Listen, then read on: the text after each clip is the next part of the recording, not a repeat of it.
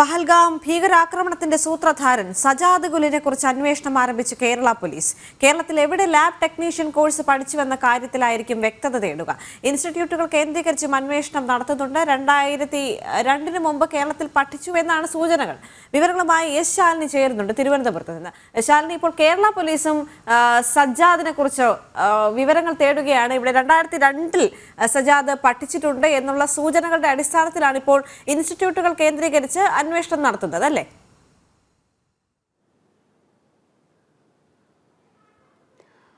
ദേവിക, അത് തന്നെയാണ്. പഹൽഗാമിൽ 26 ഭാരത പുത്രന്മാർക്ക് അവരുടെ ജീവനുകൾ ആക്കിയ ഭീകരാക്രമണം നടത്തിയ അതിന് നേതൃത്വം നൽകിയ ലഷ്കറിന്റെ നിഴൽ സംഘടന കൂടിയായ ദി റെസിസ്റ്റന്റ് ഫ്രണ്ടിന്റെ നേതാവ് കൂടിയാണ്, കൊടും ഭീകരൻ കൂടിയായ സജാദ് ഗുലിനെ വിവരങ്ങൾ തേടുകയാണ് സംസ്ഥാന പോലീസും. പ്രധാനമായും 2002 മുൻപ് ഇദ്ദേഹം കേരളത്തിൽ എത്തിയിരുന്നു എന്നുള്ളതാണ് ഇപ്പോൾ സ്ഥിരീകരിച്ചിട്ടുള്ളത്. NIA വിവരങ്ങൾ അടക്കം വെച്ചുകൊണ്ട് PTI അടക്കമുള്ളവരാണ് ഈ വിവരങ്ങൾ പുറത്തുവിട്ടത്. ഈ സാഹചര്യത്തിൽ കൂടിയാണ് NIA നിർദ്ദേശം ഇപ്പോൾ സംസ്ഥാന പോലീസിന് കൂടി ലഭ്യമാക്കിയിട്ടുള്ളത്.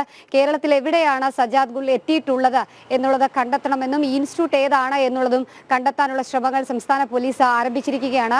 തിരുവനന്തപുരം മുതൽ കാസർഗോഡ് വരെ 14 ജില്ലാ പോലീസ് മേധാവിമാർക്കും ഇത് സംബന്ധിച്ച് നിർദ്ദേശങ്ങൾ നൽകിയിട്ടുണ്ട്. കൊടും ഭീകരനാണ്, രാജ്യം 10 ലക്ഷം രൂപ വിലയിട്ടിരിക്കുന്ന ഭീകരനാണ്. സ്വാഭാവികമായും അദ്ദേഹം കേരളത്തിൽ എത്തിയിട്ടുണ്ട് എന്ന് പറയുമ്പോൾ അത് ആശങ്കപ്പെടേണ്ട സാഹചര്യം കൂടിയാണ്. ഏത് ഘട്ടത്തിലാണ് സജാദ് ഗുൽ കേരളത്തിൽ എത്തിയത്, ഏതെങ്കിലും തരത്തിലുള്ള സഹായം കേരളത്തിൽ നിന്ന് ലഭ്യമായിട്ടുണ്ടോ എന്നതടക്കമുള്ള കാര്യങ്ങൾ പോലീസ് പരിശോധിക്കുകയാണ്. 2002 മുൻപാണ് സജാദ് ഗുൽ കേരളത്തിൽ എത്തിയതെന്നുള്ളതാണ് സ്ഥിരീകരിക്കുന്നത്. ജമ്മു കാശ്മീരിലെ പഠനത്തിനും ഒപ്പം തന്നെ ബംഗളൂരുവിലെ MBA പഠനത്തിനും ശേഷമാണ് കേരളത്തിലേക്ക് എത്തുകയും കേരളത്തിൽ ലാബ് ടെക്നീഷ്യൻ കോഴ്സ് പഠിക്കുകയും ചെയ്തിട്ടുള്ളത്. ഇതിന്റെ സർട്ടിഫിക്കറ്റുകൾ അടക്കം ലഭ്യമാക്കിയതിനു ശേഷമാണ് ജമ്മുവിലെത്തി അവിടെ ലാബ് ടെക്നീഷ്യന്റെ ലാബുകൾ തുടങ്ങുന്നത്. ആ ലാബിന്റെ മറവിലായിരുന്നു ഭീകരാക്രമണത്തിന് ഗുല് നേതൃത്വം നൽകിയിട്ടുള്ളത് എന്നുള്ളതാണ് ഇപ്പോൾ NIA സ്ഥിരീകരിച്ചിട്ടുള്ളത്.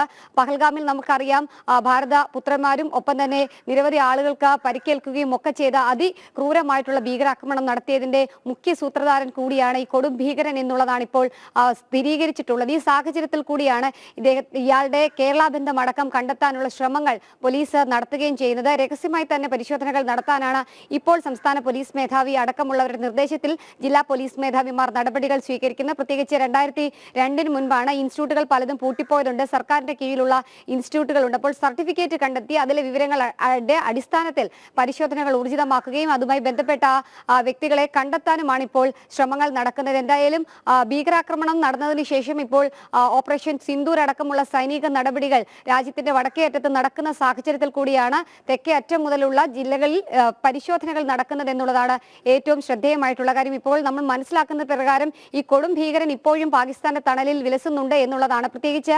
2002 ശേഷം 2002 ഒരു പ്രധാനപ്പെട്ട ഭീകരാക്രമണം നടത്തുമ്പോൾ അതിന് RDX അടക്കമുള്ള സൗകര്യങ്ങൾ അല്ലെങ്കിൽ ഭീകര പ്രവർത്തനങ്ങൾക്ക് നൽകേണ്ട ഭീകര വസ്തുക്കൾ കൈവശം വെച്ചതിന് സജാദിനെ പോലീസ് പിടിച്ചിരുന്നു. RPF അടക്കമുള്ളവരുടെ നേതൃത്വത്തിൽ ഇയാളെ പിടികൂടി 2017 അദ്ദേഹം പുറത്തിറങ്ങിയത് എന്നുള്ളതാണ് നമ്മൾ മനസ്സിലാക്കുക. അതിനുശേഷമാണ് ജമ്മു കാശ്മീർ കേന്ദ്രീകരിച്ച് അതിക്രൂരമായ ഭീകര പ്രവർത്തനങ്ങൾക്ക് സജാദ് നേതൃത്വം നൽകിയിട്ടുള്ളത് എന്നുള്ളതാണ് സ്ഥിരീകരിച്ചിരിക്കുന്നത്. അതിനുശേഷമാണ് ഈ ലാബിന്റെ മറവിൽ രാജ്യത്തിനകത്ത് തന്നെ ആളുകളെ കേന്ദ്രീകരിച്ചും ഒപ്പം തന്നെ ആ രാജ്യത്തിനുള്ളിൽ നിന്നുകൊണ്ട് തന്നെ ഭീകരവാദികളെ സൃഷ്ടിച്ചുകൊണ്ട് അവരിലൂടെ ഭീകരാക്രമണം നടത്താനുള്ള ISIയുടെ ശ്രമങ്ങൾക്ക് ചുക്കാൻ പിടിക്കുകയും ചെയ്തിട്ടുള്ള ആ ചുക്കാൻ പിടിച്ച ഭീകരനെ കണ്ടെത്താനുള്ള ശ്രമങ്ങളാണ് ഇപ്പോൾ സംസ്ഥാന പോലീസും കേരളത്തിൽ തുടരുകയും ചെയ്തത്. അയാളുടെ വേരുകൾ കണ്ടെത്താനുള്ള നടപടികളാണ് സംസ്ഥാന പോലീസ് മേധാവിയുടെ നേതൃത്വത്തിൽ ജില്ലാ പോലീസ് മേധാവിമാരും ഒപ്പം തന്നെ ആന്റി ടെററിസ്റ്റ് സ്ക്വാഡ് അടക്കമുള്ളവർ നടത്തുകയും ചെയ്യുന്നത്.